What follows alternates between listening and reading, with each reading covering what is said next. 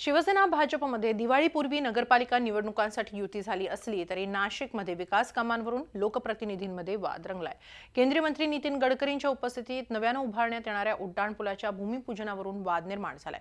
दोन्ही पक्षाचे लोकप्रतिनिधी आपापल्या पाठपुराव्याचे गोडवे गातायत। नेहमी रस्ते अपघात होणाऱ्या वाघ महाविद्यालय ते रासबिहारी चौफुली दरम्यान 2.3 किलोमीटरचा हा रस्ता। आत्तापर्यंत इथे झालेल्या अपघातात अनेकांनी प्राण गमावलेत।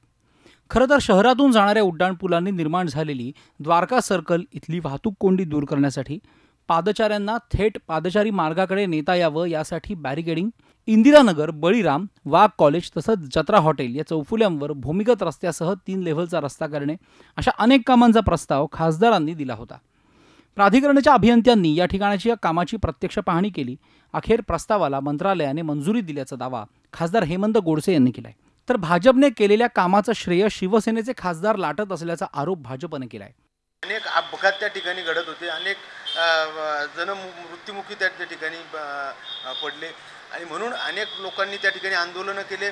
अनेक लोकांच्या मागण्या त्या ठिकाणी होतात की हा केंद्राच्या अखत्यारीत हा राष्ट्रीय महामार्ग असल्या कारणाने आपण थोडं लक्ष घालून त्या ठिकाणी उड्डाणपूल व्हावा अशी बरेच नागरिकांची मागणी होती। गेल्या अनेक दिवसापासून हा जेव्हा पूल पहिला उड्डाणपूल झाला त्यामध्ये ज्या काही चुका झाल्या होत्या, काही अनेक ॲक्सिडेंट झाले, अनेक प्रॉब्लेम यायचे, त्यावेळेपासून आम्ही सर्व पदाधिकारी त्याचा पाठपुरावा करीत असतो।